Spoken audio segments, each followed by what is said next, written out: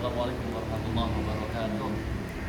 Ya, anak-anak Bapak semua, pada hari ini Alhamdulillah Bapak akan menyampaikan sebuah materi, yakni pemandian praktek jenazah. Oke, mari kita lihat. Yang pertama, kita harus memastikan bahwasannya jenazah yang akan kita mandikan itu berada pada posisi yang tepat. Cocok? Kemudian yang kedua, kita harus melihat bagaimana keadaan jenazah tersebut.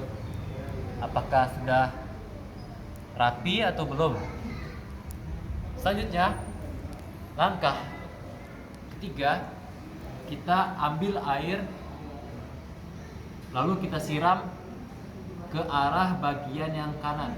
Ingat, anak-anak semua, bagian kanan terlebih dahulu.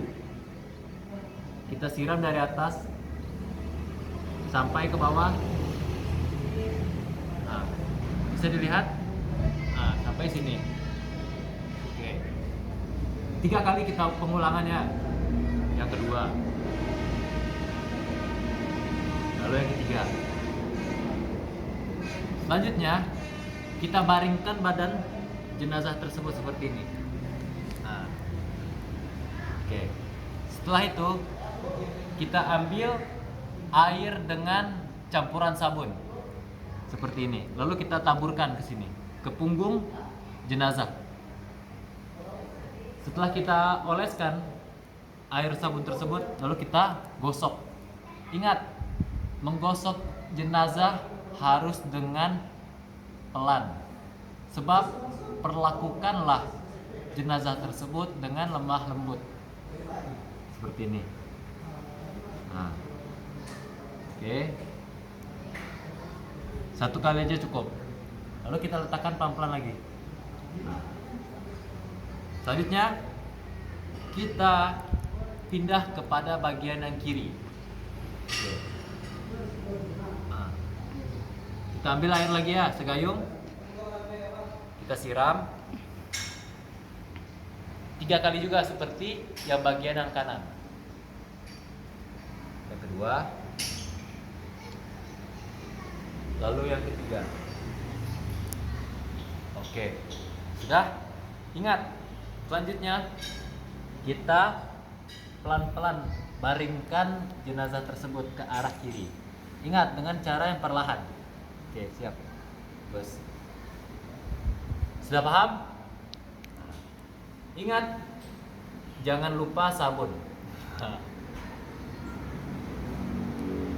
3 kali, cuma sekali kalau sabun ini. Kita olesin dari kepala hingga kaki ya. Lalu kita gosok secara pelan-pelan punggung hingga bagian bawah jenazah. Oke.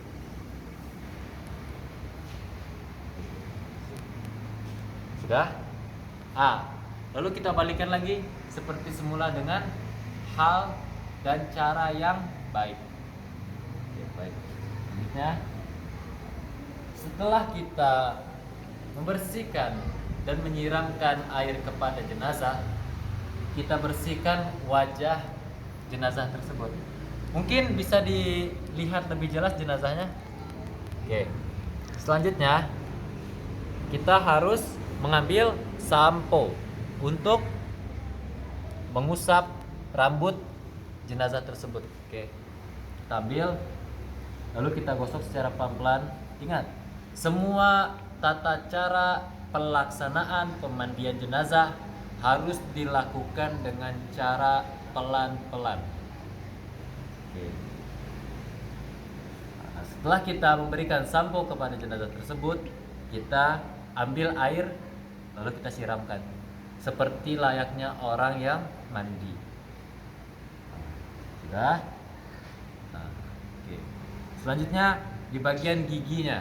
Nah, di bagian gigi jenazah tersebut kita juga harus menggosoknya, namun dengan cara yang perlahan. Kita ambil pasta dengan odol ceritanya kan. Nah, lalu kita gosokkan seperti halnya orang yang mandi. Kita perlahan. Sudah? Nah, kita masukkan air kepada jenazah tersebut sedikit. Nah, jangan langsung semua segayung, nanti keselak dia kan. Tidak harus secara perlahan. Bagus. Setelah kita menggosok gigi jenazah tersebut, marilah kita lihat bagian perut jenazah. Kita buka pelan-pelan secara perlahan.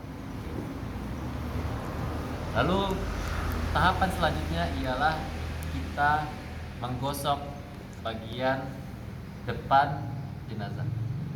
Ingat, yang paling terpenting ialah lakukan dengan pelan-pelan. Kita ambil sabun yang telah kita siapkan tadi, lalu kita oleskan seperti ini. Kita gosok di tangan kita, lalu kita letakkan kepada badan jenazah tersebut. Ingat dari bagian yang kanan, seperti ini. Begitu juga ke tangannya kan, seperti ini. Bagaimana kita mengambil wudhu? Yang pertama dari belakang. Oke, siap. Setelah selesai yang kanan, kita pindah kepada bagian yang kiri. Seperti ini juga. Nah, secara pelan-pelan. Oke, sudah. Selanjutnya bagian perut ke bawah, pelan-pelan. Oke, paha, jangan lupa. Oke, kaki juga harus dibersihkan, sebab ada hadis yang meriwayatkan bahwasanya ketika seorang jenazah harus seperti bayi yang baru lahir.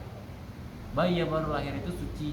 Begitu pula ketika seseorang telah menjadi jenazah harus kembali kepada keadaan yang suci juga. Kita harus memperhatikan hal-hal yang kecil. Ingat, kaki kita gosok perlahan. Sela-selanya jangan lupa telapak. Oke, begitu juga bagian kanan atau kiri ya, sama. Sudah. Selanjutnya, ketika kita telah memandikan jenazah tersebut, kita letakkan jenazah tersebut kepada kain yang telah disiapkan. Oke. Mungkin itu saja materi dari Bapak. Mungkin dari murid-murid Bapak semua ada yang paham. Kalau misalkan nggak paham, ulang lagi dari awal. Seperti itu.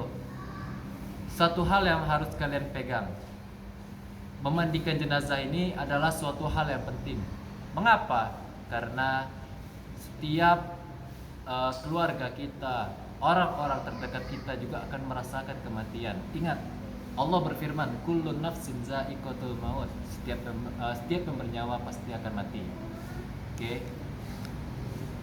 Selanjutnya, yang paling terpenting ketika kita menjadi anak dari orang tua kita, ketika beliau telah meninggal, lalu kita tidak bisa menyolatkan, mengkafankan maupun menguburkan, lantas beliau akan bersedih.